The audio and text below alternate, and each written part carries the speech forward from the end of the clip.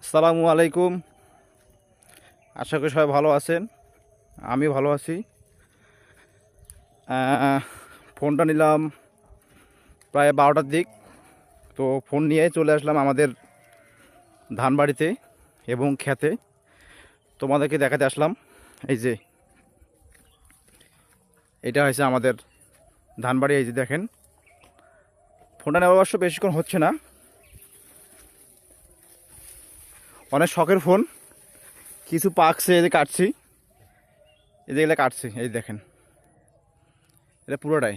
অবশ্য এখানে মানে বেশি নাই, মানে এই এক ধরনের মতন মাটি আছে আর কি, এক ধরনের কাটছি। আবার ওই বাড়ির পিছন পাশে